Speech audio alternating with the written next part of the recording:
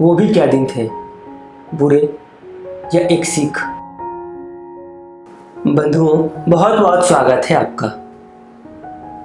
आज सबसे पहले आपसे एक प्रश्न पूछता हूँ। किसी अजनबी को देखकर आपको किसी अपने की याद आई है कभी?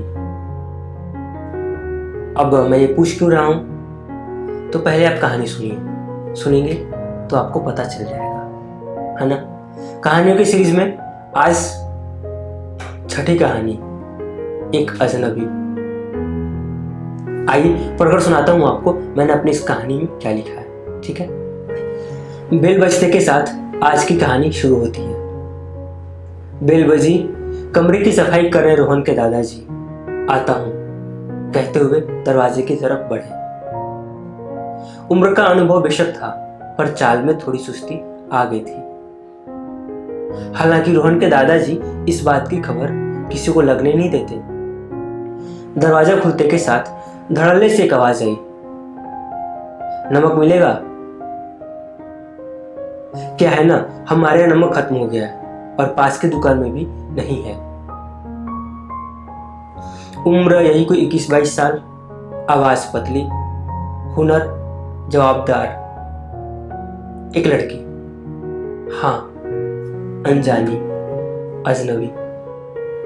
रोहन के दादाजी को थोड़ा अचंभे में देखते हुए लड़की ने कहा, मैं प्रिया, सामने की फ्लैट में रहती हूँ, अभी नहीं हूं यहां। आप ही रोहन के दादाजी हो ना? और वो माँ ने कहा, रोहन के दादाजी के पास चली जाओ। रोहन के दादाजी अब बोलते हैं, खड़े खड़े सांस लेने में परेशानी होती है, अंदर आकर बैठ जाओ। प्रिया अंदर आ गई। रोहन के दादाजी रसोई में चले गए। अंदर से एक डब्बे में नमक और 2 मिठाई ले आए। पहले प्रिया को मिठाई दिए और फिर नमक। प्रिया ने पूछा, मिठाई क्यों? तो रोहन के दादाजी ने कहा, कभी वक्त मिले तो शाम में चाय पीने आओ अपने माँ बाप के साथ।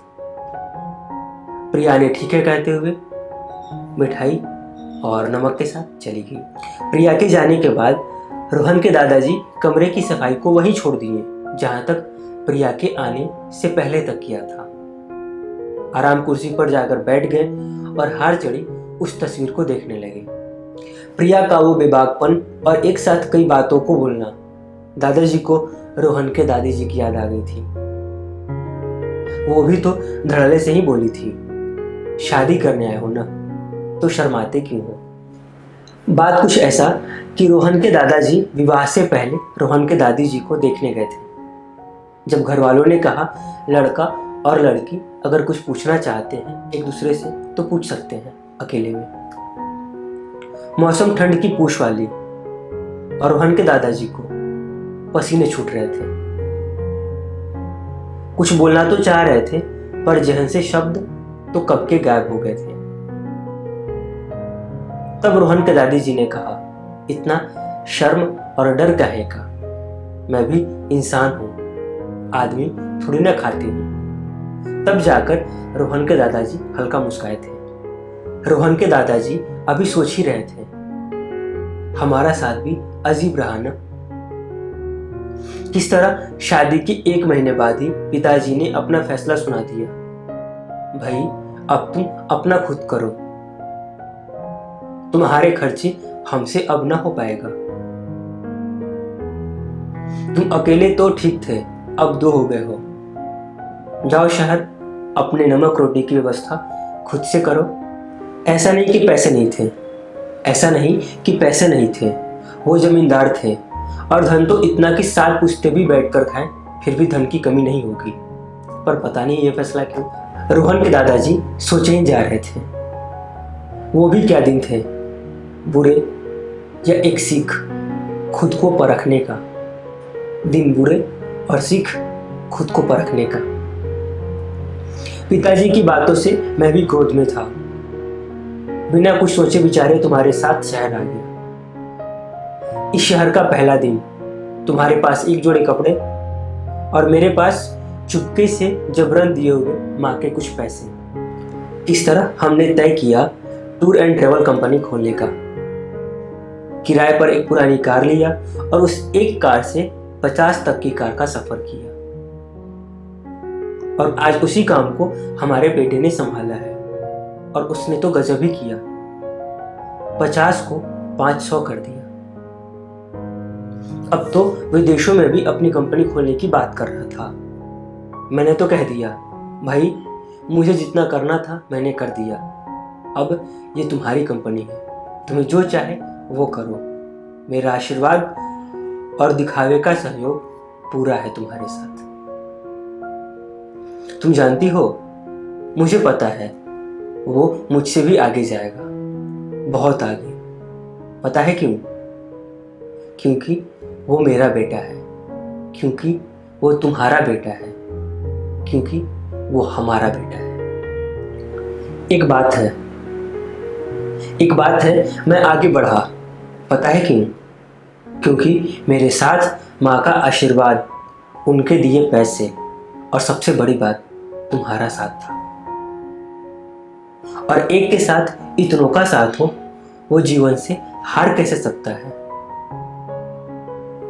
पर एक तुम थी, मैं तो अपने काम में ही गुम था और तुमने अकेले ही अपना काम शुरू किया।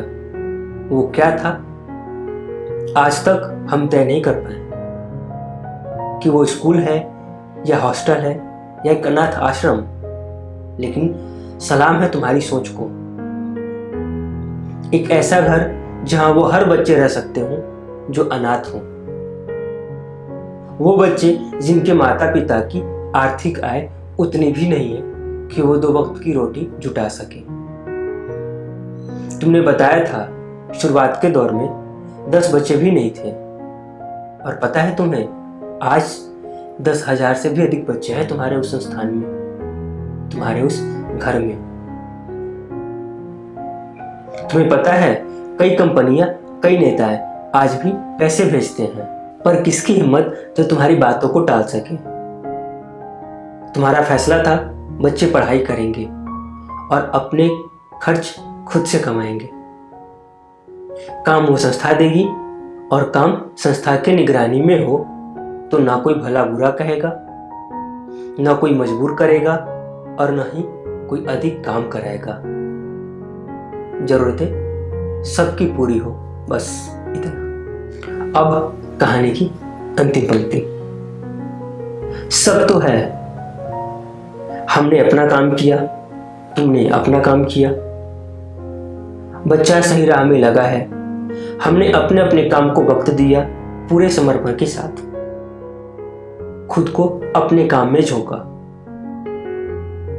साथ मिलकर काम किया, और जब बारी परिणाम की आई, साथ मिलकर परिणाम देखने की आई, तो कैसे तुम्हारा साथ छूट गया। तुम चली गई जहां से कभी नहीं आ सकती। कैसी लगी आपको मेरी लिखी कहानी एक अजनबी? जरूर बताइएगा कमेंट में, इंतजार है आपके कमेंट का।